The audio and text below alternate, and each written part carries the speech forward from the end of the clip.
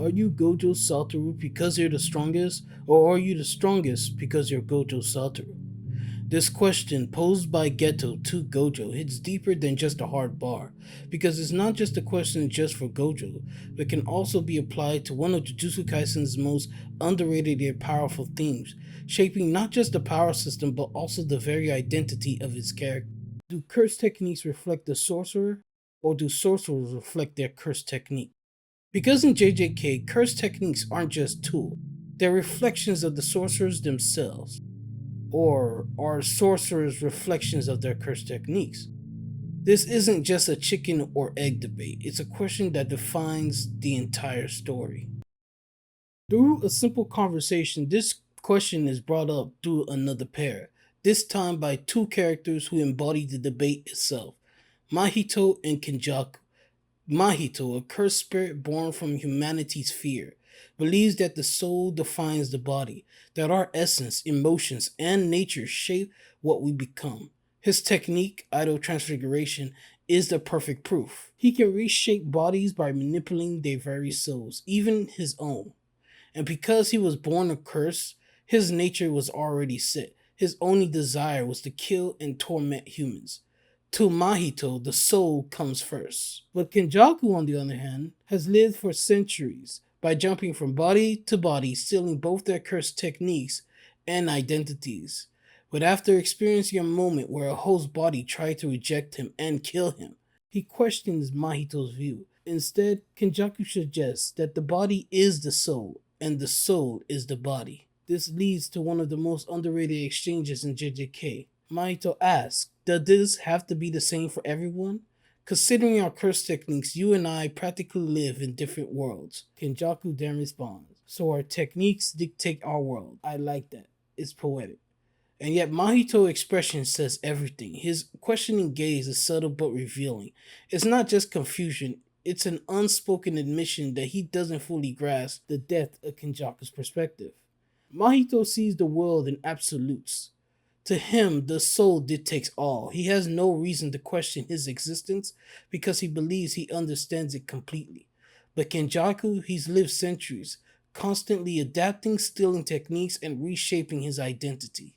This philosophical struggle isn't just a background theme, it is woven into the DNA of Jujutsu Kaisen's strongest sorcerers. Gojo Satoru is called the strongest sorcerer of today, but if you took his strength away, who would he be? Gojo's limitless ability is more than just a technique, it's a metaphor for his entire existence. It creates an infinite division of space between himself and others, making it so that nothing can ever truly touch him. No one can reach him, no one can stand beside him. His strength is his curse. He was born into a world that saw him as a savior, but that same strength left him utterly alone. His domain expansion, a limited void, traps enemies in an overwhelming sea of infinite knowledge. It paralyzes them, not because they are physically restrained, but because their minds cannot process the overwhelming amount of information. Because of his strength, even in a room full of people, he still feels alone. You can make a flower bloom, you can admire it, but you can't tell that flower, I want you to understand me. Which is shown through his relationship with his students like Yuta, Megami, and Yuji. Though he cares for them and nurtures their abilities, but despite his best efforts, there still remains a chasm of difference in skills between him and his students. Yuta Okkotsu's entire arc in Jujutsu Kaisen revolves around his profound love for connection, deeply rooted with his curse technique. His technique is not just a power, it's a physical manifestation of his fear and love. Rika, the girl he loved, became a cursed spirit bounded to him, symbolized his subconscious refusing to let go of her after her death. This refusing to let go is also reflected in Yuta's ability to hold on to a large arsenal of not only cursed tools, but also other abilities. His curse technique is not just for hoarding cursed tools or other abilities, but also reflect how he cherishes the bond he makes. Just as with Rika, he values the connection he forms with others. Yuta fears loss, which drives his determination to protect those he cares about, even when told he was reaching his limits, and to reach the heights of Jujutsu sorcery that only a few have achieved, he would need to discard it all to surpass it. Yuta struggles with this idea. His abilities is a testament to his refusal to release anything precious to him. In essence, Yuta's technique is about the strength and vulnerability that comes from holding on to love. His journey highlights the complexities of attachment and the challenges of balancing personal growth with the fear of losing what matters most. His love is unequivocal. Love is the most twisted curse of them all. Different sides of the same coin, Gojo and Sukuna in their forms of isolation from their own strength. While Gojo isolation stands from his overwhelming power which creates an involuntary distance between him and others, Sukuna on the other hand chooses to prioritize his strength and desires above all else, embracing solitude as a fundamental aspect of his identity.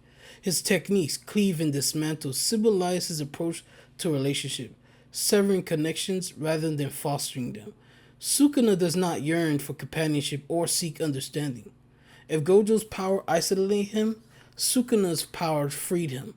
This contrast is highlighted in the conversation between Kashimo and Sukuna. Kashimo asks, "How can you connect with others? How can you love those beneath you while knowing nothing of weakness? So enlighten me. Is strength solitude, or is the endless search for greater power simply a cross the strong must bear?" Sukuna responds, "We are loved because we are strong. We simply respond to that love in kind." This philosophy underscores Sukuna's belief that strength is the foundation of his existence and relationship. Sukuna's domain expansion, Malevolent Shrine, is a physical manifestation of his worldview.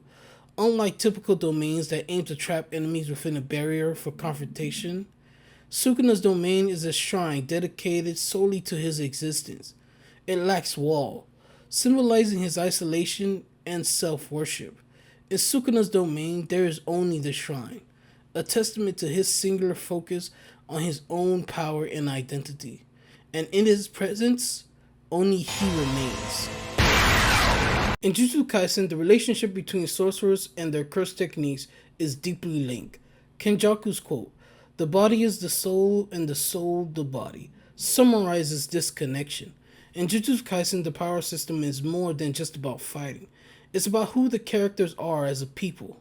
A sorcerer's strength and weakness don't just decide what they can do, they also shape who they are inside. Imagine your abilities are like a part of you, like your personality or your favorite hobby. They make you unique and help you grow as a person.